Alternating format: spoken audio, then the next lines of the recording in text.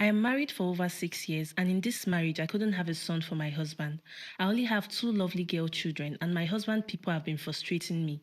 I understand them because my husband's father is late, and him being the only son of his parents, he needs to have a child, and her as Igbo believe.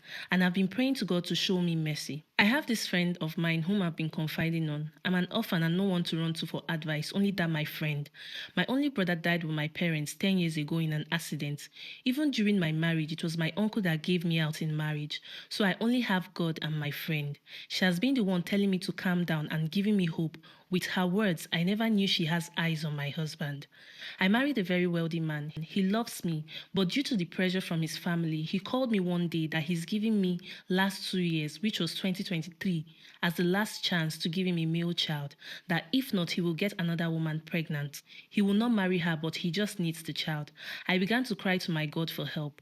June that year, my husband reminded me of the word again, that it's remaining 6 months more. But he didn't allow the agreement to end and he impregnated my friend. I don't know how, but one day I've been noticing some movement. One day I traced him and I found out the reason for his late nights and times for him not coming back home is because he kept another and rented apartment for her. One day I went on my own and it was my friend. That was January last year. 2024. She's pregnant. I've never seen this type of betrayal. I came home and confronted my husband. He began to tell me. My friend are in agreement that after she gives birth, she would leave us, but he didn't tell me. Again, the period he gave me has not elapsed and he went for my friend. Why didn't he choose another? Why my friend? And he knows she's my friend. Then he told me she wanted to help us. Ever since she became pregnant, my husband has changed. He don't look at me or even look at his girl children. I went to my friend and I pleaded with her to please talk to him and let her stop what she's doing with my husband, and she turned and insulted me beyond measures.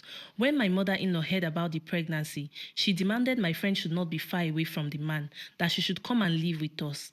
I passed through hell with them and my children. I thought it was a movie, but it is real. My sister, long story short, I never gave up on God and I kept praying. One day, April last year, my husband came back home very drunk. I took good care of him, and since my friend who is pregnant for him went to my mother-in-law's side, I took care of him. I bathed him and somehow we had sex. Mind you, he has not touched me for months, but that day we had it and God did it. I became pregnant. I didn't tell anyone and he knows we slept. When he woke up that day, he warned me that that incident should never happen again. Ever since he impregnated my friend, he doesn't fancy me anymore. After a few months last year, I found out I was pregnant. I kept it to myself and I demanded for divorce. He accepted. We began the process and I moved her from the house when I noticed my pregnancy was coming out so that he won't know.